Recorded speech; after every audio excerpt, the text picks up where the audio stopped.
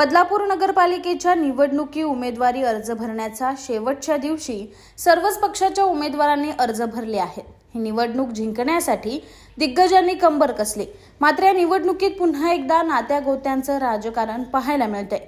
शिवसेना आणि भाजपकडून तब्बल 11 दाम्पत्य निवडणूक लढवत आहेत, तर यात एकाच कुटुंबातील 6 सदस्य निवडणुकीच्या रिंगणात आहेत। निवडणूक आणि नात्यागोत्यांचं राजकारण तसं नवीन नाही। कुठे पती पत्नी तर कुठे पिता पुत्र, कुठे दीर भाऊजय तर कुठे भाऊ भाऊ असं चित्र पाहायला मिळतंय। बदलापूर नगरपालिका निवडणुकीत तब्बल 11 दाम्पत्य मैदानात उतरले आहे। महत्त्वाचं म्हणजे ही 11 जोडपी शिवसेना शिंदे गट आणि भाजप या दोन मोठ्या पक्षांमधली आहेत। महत्त्वाचं म्हणजे शिवसेना शिंदे गटाकडून एकाच कुटुंबातल्या 6 जणांना उमेदवारी देण्यात आली। उमेदवारी मिळण्याच्या शर्यतीत कोण कोण आहेत ते पाहूयात।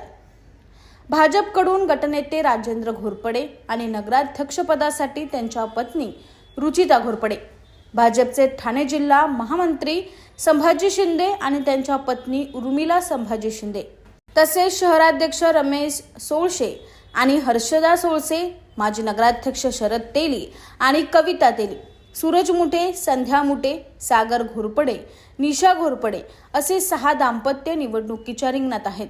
तर शिवसेना शिंदे गटाकडून शहर प्रमुख वामन म्हात्रे आणि वीणा म्हात्रे यांचे भाऊ तुकाराम म्हात्रे आणि त्यांची पत्नी उषा म्हात्रे, प्रवीण राऊत आणि शीतल राऊत, श्रीधर पाटील, स्वप्ना पाटील, जयश्री भोईर, मुकुंद भोईर यांना उमेदवारी मिळाली आहे। याशिवाय वामन म्हात्रे यांचे पुत्र वरुण म्हात्रे आणि पुतण्या भावेश म्हात्रे हे देखील उमेदवार आहेत। तर रासप पक्षाकडून रुपेश थोरात आणि सुषमा थोरात या मैदानात आहे।